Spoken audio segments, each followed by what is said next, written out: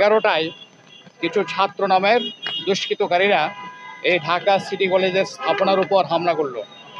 বর্বরোচিত হামলা। ঢাকা সিটি কলেজের স্থাপনা ভাঙচুর করলো, আমাদের সাইনবোর্ডগুলো খুলে নিল। আমরা দেশবাসীর কাছে এই বর্বরোচিত হামলার আমরা বিচার চাই। ঢাকা কলেজের শিক্ষকদের সাথে কথা বলেছি, তারাও বলেছে যে তারা তাদের স্টুডেন্ট কোনো ধরনের অন্যায় কাজে লিপ্ত হবে না, গণ্ডগোল করবে না। আমরাও আমাদের ছাত্ররা এই ধরনের কোনো ধরনের গণ্ডগোলে যাতে লিপ্ত না হতে পারে, সকাল থেকে আমরা আমাদের শিক্ষকদেরকে বিভিন্ন গ্রুপ করে বিভিন্ন জায়গায় পাঠিয়ে দিয়েছি। তারপর আমরা হঠাৎ করে দেখলাম 11টায় কিছু ছাত্র নামের দুষ্কৃতকারীরা এই ঢাকা সিটি কলেজের স্থাপনার উপর হামলা করলো। বর্বরোচিত হামলা। ঢাকা সিটি কলেজের স্থাপনা ভাঙচুর করলো, আমাদের সাইনবোর্ডগুলো খুলে নিল। আমরা দেশবাসীর কাছে এই বর্বরোচিত হামলার আমরা বিচার চাই। এই হামলার আমরা নিন্দা জানাই। এই ধরনের ঘটনা কোনোভাবেই কাঙ্ক্ষিত নয়। রমজানের আগেও এইভাবে ঢাকা সিটি কলেজের স্থাপনার উপর হামলা করা হয়েছিল।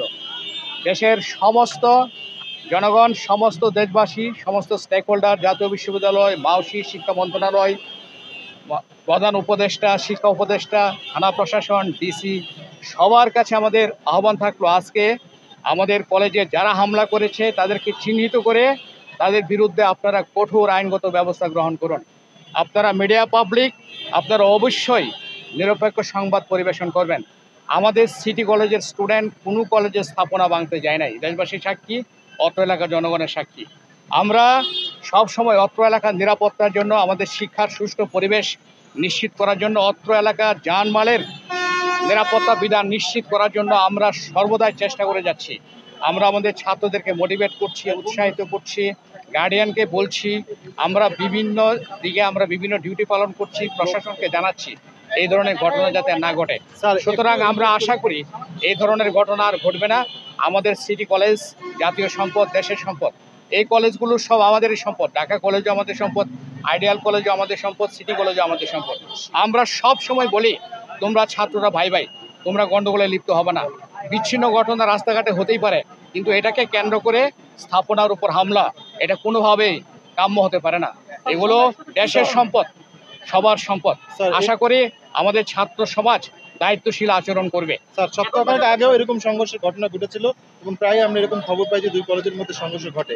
আসলে স্যার কি কারণে এগুলো ঘটনাগুলো ঘটছে এবং এগুলো বন্ধে দীর্ঘমেয়াদী এটা পরিকল্পনা কেন নেওয়া হচ্ছে না, বা পুলিশ একবার পদক্ষেপ নিয়েছিল, আপনারা আসলে সেটা কতদূর কি রকম বাস্তবায়নের পক্ষে আছে? ঘটনা হলো, এখানে আমাদের ঢাকা সিটি কলেজে 12,000 স্টুডেন্ট, ঢাকা কলেজে 7-8 হাজার স্টুডেন্ট, আইডিয়াল কলেজে প্রায় 5-7 হাজার স্টুডেন্ট।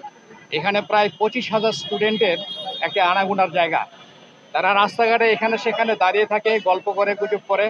তাছাড়া বিভিন্ন ধরনের ফেসবুক গ্রুপ আছে, তারা একে অপরকে কটাক্ষ করে আচরণ করে।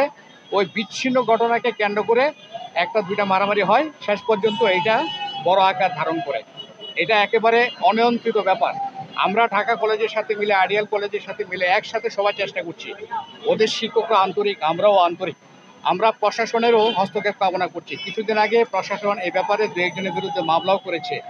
আমরা সর্ব ব্যবস্থা গ্রহণ করছি, সব ধরনের পদক্ষেপ আমরা নিচ্ছি।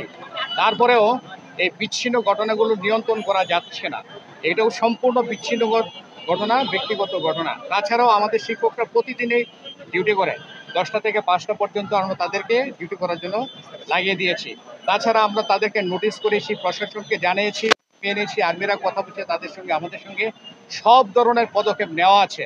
তারপরে দু একটা বিশৃঙ্খল এবং উশৃঙ্খল এবং বিচ্ছিন্ন ঘটনা ঘটে যেতে পারে, এগুলো নিয়ন্ত্রণ করা যাচ্ছে না। আমাদের অনেক শিক্ষার্থী আহত হয়েছে, প্রায় 20-25 জন শিক্ষার্থী মারাত্মকভাবে আহত হয়েছে। স্যার, এটা বন্ধ করার জন্য আপনারা কি মনে করেন, কি করণীয়? আসলে এরকম তো প্রতিবার যদি ঘটনা ঘটে, মানুষজন, নগরবাসীদের সমস্যা হয়, আপনারাও বিপদে পড়েন, বিপত্তিতে পড়েন, শিক্ষার্থীরা আহত হওয়া সবচেয়ে বড় কনসার্ন। সেটা আসলে এটা বন্ধ করার জন্য আপনি শিক্ষক হিসেবে এটা প্রথমত আমাদের অত্র এলাকার যারা থানা প্রশাসন আছে তাদেরকে দায়িত্ব নিতে হবে। তাদেরকে সমস্ত শিক্ষা প্রতিষ্ঠানে একটা মেসেজ দিতে হবে যে তোমরা ছাত্র, তোমাদের দায়িত্ব হলো সুশৃঙ্খল আচরণ করা। তোমরা যদি অরাজক পরিস্থিতিতে নিয়োজিত থাকো, কোনো ভাঙচুরে নিয়োজিত থাকো, তাহলে আমরা দেখব না, আমরা অপরাধী হিসাবে তোমাদেরকে ধরবো, অপরাধী হিসাবে তোমাদের বিরুদ্ধে অ্যাকশন নেব। আজকে আমি দেখেছি আমাদের কলেজে যখন হামলা হয়, থানা প্রশাসনের লোক মোটামুটি প্রায় 50 বা 100 জন পুলিশ পাশে দাঁড়িয়েছিল। আমার মনে হয় তারা যদি সময়োচিত পদক্ষেপ নিত তাহলে আমার কলেজে এরকমভাবে ভাঙচুর হতো না, তাই না?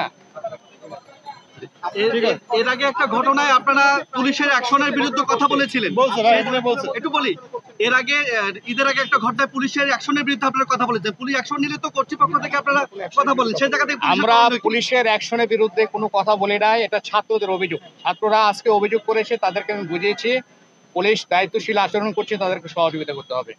মিডিয়া পাবলিক দায়িত্বশীল আচরণ করে জাতির স্বার্থে, দেশের স্বার্থে, সবার স্বার্থে তাদেরকে সহযোগিতা করতে হবে, তাই না? এটা স্টুডেন্টদের অভিযোগ, আমাদের অভিযোগ না। আমাদের এটাই মেসেজ, আমাদের এটাই দাবি, প্রশাসন কঠোর হস্তে দমন করবে দুষ্কৃতকারীদেরকে এবং দুষ্কৃতকারীদের হাত থেকে যে কোনো স্থাপনা, আমার college, Dhaka college, ideal college সব কিছুকে রক্ষা করবে, অত্র এলাকার জানমাল রক্ষা করবে। অত্র এলাকার থানা প্রশাসনকে দায়িত্ব নিতে হবে। আমরা শিক্ষক, আমরা ক্লাসে পড়াই, আমরা রাত্রে স্টাডি করে দিনে পড়াই।